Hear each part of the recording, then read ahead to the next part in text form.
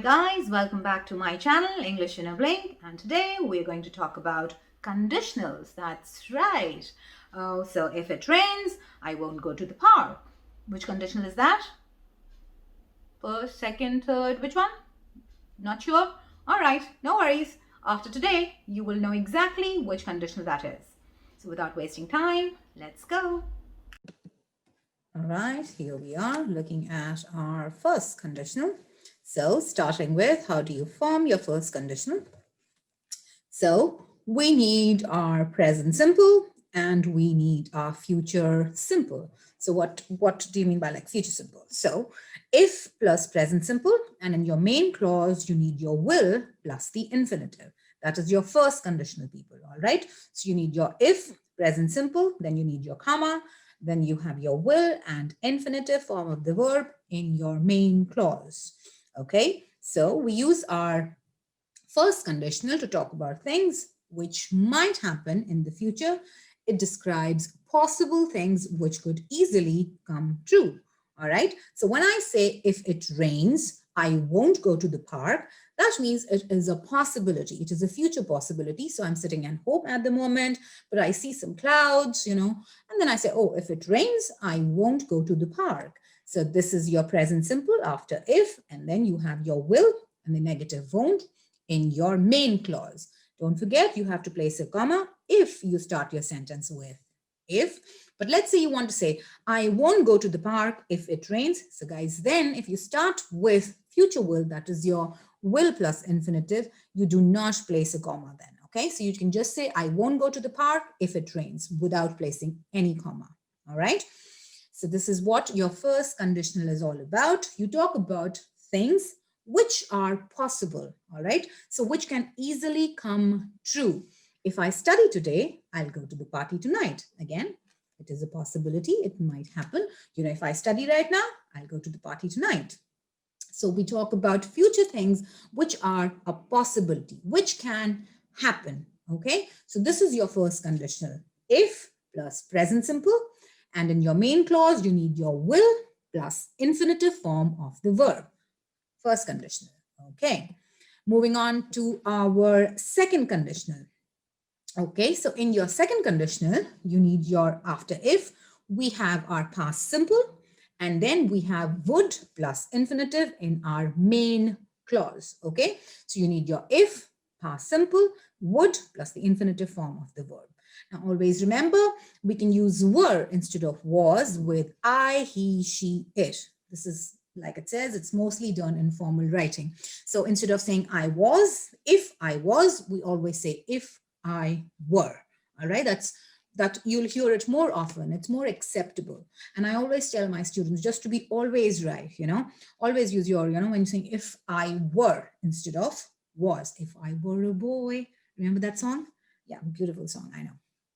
Okay, so all that song is all about second conditional. Excuse me. All right, so this much we remember now. How do you form? If plus past simple, would plus infinitive in your main clause. All right, so we can use it to talk about things in the future that are probably not going to be true, hypothetical, or unreal things. Okay, so this one, unlike your first condition, I'm sorry, I have something, I've eaten something, I don't know. Sorry about that. So if I won the lottery, I would buy a bungalow. So like I said, it is all about hypothetical situation. Now imagine, I did not even buy the lottery. How am I going to win it? Right? Very hypothetical. So we always say that second conditions are like dreams, beautiful dreams. We want them to come true, but chances of their coming true are really slim. All right. So that's why we call them unreal hypothetical conditionals. Okay, so if I had his number, I would call him. So do I have his number? Can I call him? No, I can't. All right, so if I had. So again, unreal, hypothetical. This is what is your second conditional, people. All right. Now, how do you think of first and second conditions are different? So here it says, if I won the lottery, I would buy a bungalow. So this is your Second conditional. If I, take the same example and I say, if I win the lottery, I will buy a bungalow. This is going to be your first conditional. Okay. And how do you think the second and first conditional, they are different? So in your second conditional, we are talking about hypothetical situation. But in first conditional, I bought my ticket, a lottery ticket, and I say, if I win the lottery, I will buy a bungalow. So this is a possibility. I might win. I bought my ticket and I might win.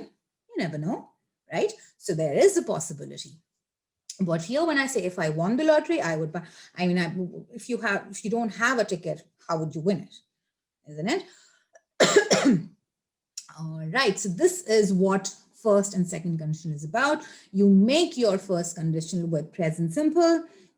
And in the main clause, you have your will plus infinitive form of the word. It talks about possible, possible things which are likely to happen. Like I said, if it rains, I won't go to the park. So it is a possibility. If it is going, if it rains, because, I see the clouds and then I won't go. Or when you have your second condition, we talk about hypothetical things, all right? So things which are not possible, unlikely to happen, all right? Would you remember your first and second conditional? Okay, so that brings us to the end of this lesson, and I know that after today, you know exactly when to use your first conditionals and when to use your second, because today we just looked at first and second. So don't worry, tomorrow I am going to bring a lesson on your third conditional, and I will also look at the difference between your second and third. Okay, so you cannot miss that. Stay glued. So don't forget to like, don't forget to press the subscribe button, and do not forget to spread the word, guys. Okay? Share, share, share. And also press the bell icon. Bye for now.